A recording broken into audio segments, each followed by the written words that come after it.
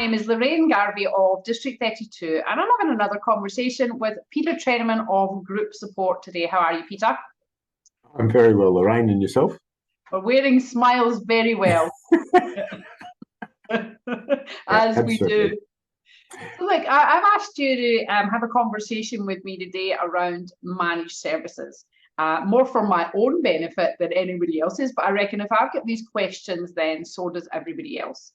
So yeah, the majority of small business owners out there, right, are small businesses. We're doing our IT ourselves, right? There might be one-man band, two-man band, few people, but we're looking after IT ourselves. What do we need to know? How can managed services help us? What is managed services? Yeah, over to you. Okay. So if you imagine you've got a handful of IT aspects to your business, from as basic things as your antivirus, your backups, your domain name, and where that's registered, your website, your emails, your technology, your network, printers, phones, your landlines, and even your mobiles. And so there's a collection of things that generally, as a small business owner and a micro business owner, you handle those things as 10 different services, 10 different things. Managed services is when an organisation looks to bundle all those together and create a package. Okay. And say to someone like myself, you look after it.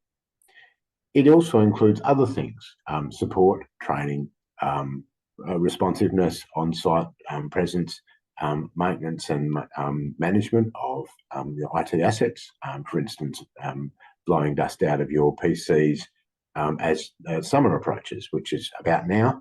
We start scheduling those places which we know get dusty so that we can blow out machines so they don't overheat during summer. Those sort of things. And if I am given a budget every month to just go and spend and make sure that your network works perfectly, okay? When it doesn't, you can come down on me like a ton of bricks, okay? But it also means that my business can operate efficiently, and I am rewarding myself, and I am being rewarded for being more efficient and more effective in my delivery of the service I'm offering. Okay. So it's a whole of IT picture. So managed services is a negotiated contract, and it can include 2, 3, 5, 10, 20 different streams of service provision. Right, okay. So it's not a defined thing. It's not this, right, okay.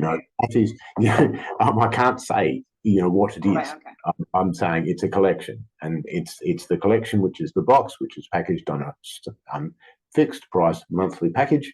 And as an example, one of my clients has 2 businesses, and one business uses about 7 different IT services, and the other business uses another 7, but 2 of them are different on both sides.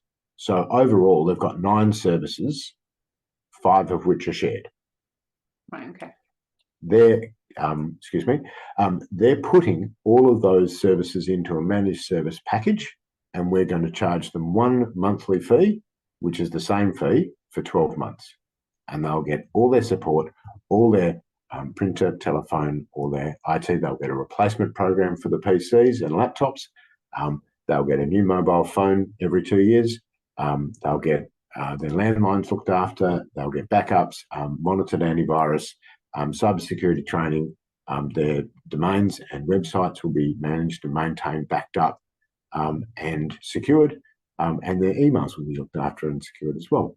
So all those things together will actually save them money, and also save their accounts team, their operations team. It's peace of mind. They can just get on with the job. They don't have to worry. It's like, oh, that's IT, and it's not an extra cost. It's not an extra thing. It's the same cost every month, whether they ring us once or whether they ring us 100 times. Right. Okay. And it's our job to make sure that we respond to each and every call, and we are then rewarded when there's less calls. Okay. So there's also, and I'm thinking selfishly here, there's also things in there that, I wouldn't tend to think about. So you look after our backups, and you look after our monitoring of our antivirus, and then if we had a problem, then I'll call you up and I would, you get charged on an early rate or a call rate if something's going wrong. That's it. We call it ad hoc. Mm-hmm. But really, if we were on a managed service, then you could look after the performance of all our PCs. You could tell us when that something wasn't right. You could look at patches, and it would be more preventative as well and taken care of, rather than something's broken now. Absolutely. And we are then focusing on uptime. We are focusing on making sure that you are performing and producing what you need to produce more regularly, more consistently, better, with less downtime. And it means then we'd also include a package where you could ring us and get that support you needed for no additional cost each month. Right. Okay. So it's a great way to work. It's a great way to work for a growing business when you don't have your own IT team. That's it. So an outsourced IT department. And it's truly the mark of a mature business owner to actually identify that and move forward with that to create that efficiency within their own business. But I'm not about to say to people that they're immature in the business. I mean, that's that's not a thing to say. It's like, what do we do? And I'm working with someone at the moment because I've realized when I turn the table on myself, what I'm doing wrong with my marketing and social media campaign and all that sort of stuff. I need to put that together to have someone else look after that as a holistic package. Yeah. Or at least coordinate it. And so because you look after some of our social media posting, and I've got another partner who looks after some of my social media posting, I need a coordinated effort. So I need to manage services in social media in the same way. Yeah. But we'll pick and choose which bits we use in that realm. Okay. So it applies to a variety of different things, but IT has basically coined the phrase for itself.